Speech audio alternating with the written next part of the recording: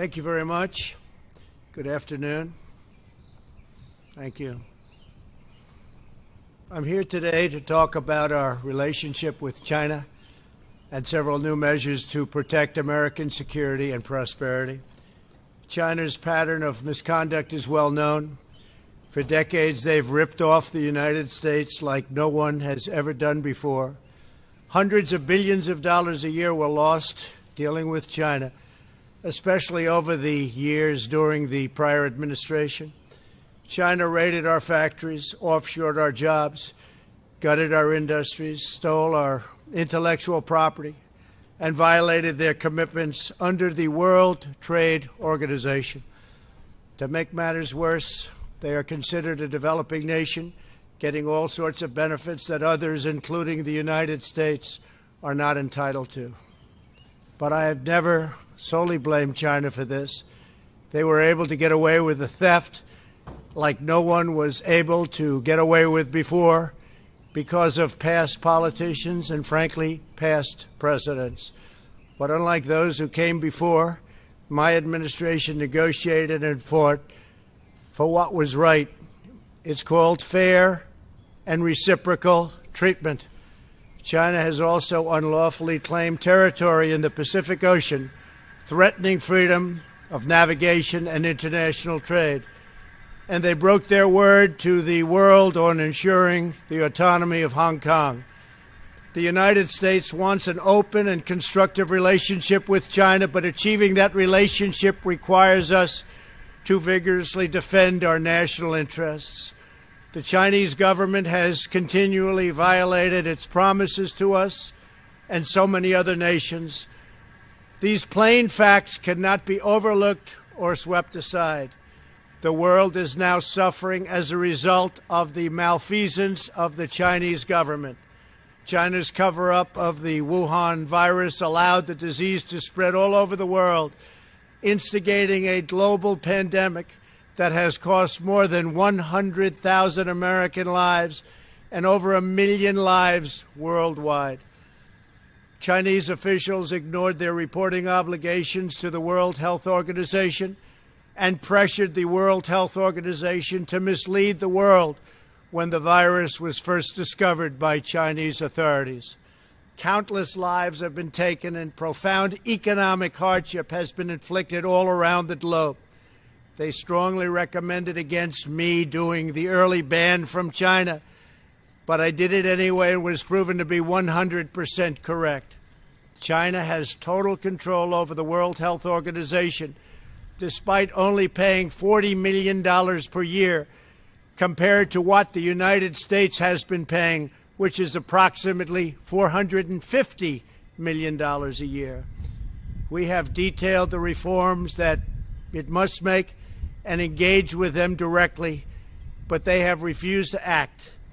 Because they have failed to make the requested and greatly needed reforms, we will be today terminating our relationship with the World Health Organization and redirecting those funds to other worldwide and deserving urgent global public health needs. The world needs answers from China on the virus. We must have transparency. Why is it that China shut off infected people from Wuhan to all other parts of China? It went nowhere else. It didn't go to Beijing. It went nowhere else. But they allowed them to freely travel throughout the world, including Europe and the United States. The death and destruction caused by this is incalculable. We must have answers not only for us, but for the rest of the world. This pandemic has underscored the crucial importance of building up America's economic independence, reshoring our critical supply chains, and protecting America's scientific and technological advances. For years, the government of China has conducted illicit espionage to steal our industrial secrets, of which there are many. Today, I will issue a proclamation to better secure our nation's vital university research and to suspend the entry of certain foreign nationals from China who we have identified as potential security risks. I am also taking action to protect the integrity of America's financial system, by far the best in the world. I am instructing my presidential working group on financial markets to study the differing practices of Chinese companies listed on the U.S. financial markets with the goal of protecting American investors. Investment firms should not be subjecting their clients to the hidden and undue risks associated with financing Chinese companies that do not play by the same rules. Americans are entitled to fairness and transparency. Several of the most significant actions we're taking pertain to deeply troubling situations unfolding in Hong Kong. This week, China unilaterally imposed control over Hong Kong's security. This was a plain violation of Beijing's treaty obligations with the United Kingdom in the Declaration of 1984 and explicit provisions of Hong Kong's basic law. It has 27 years to go. The Chinese government's move against Hong Kong is the latest in a series of measures that are diminishing the city's long-standing and very proud status. This is a tragedy for the people of Hong Kong, the people of China, and indeed the people of the world. China claims it is protecting national security. But the truth is that Hong Kong was secure and prosperous as a free society. Beijing's decision reverses all of that. It extends the reach of China's invasive state security apparatus into what was formerly a bastion of liberty.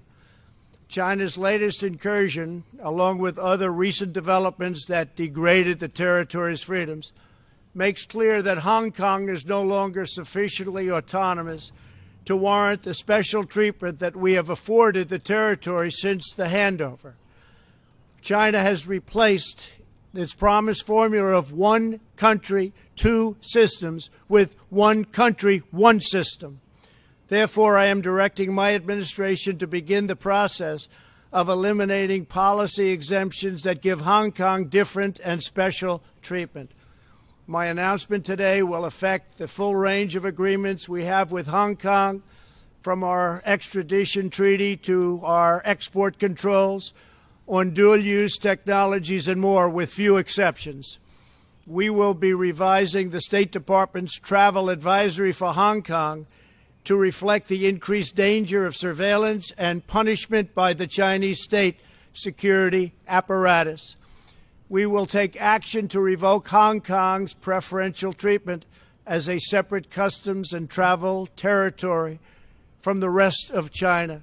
The United States will also take necessary steps to sanction PRC and Hong Kong officials directly or indirectly involved in eroding Hong Kong's autonomy and just, if you take a look, absolutely smothering Hong Kong's freedom.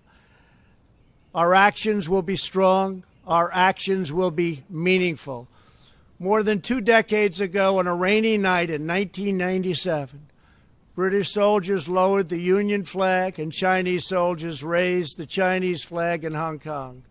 The people of Hong Kong felt simultaneously proud of their Chinese heritage and their unique Hong Kong identity. The people of Hong Kong hoped that in the years and decades to come, China would increasingly come to resemble its most radiant and dynamic city. The rest of the world was electrified by a sense of optimism that Hong Kong was a glimpse into China's future, not that Hong Kong would grow into a reflection of China's past. In every decision, I will continue to proudly defend and protect the workers, families, and citizens of the United States of America.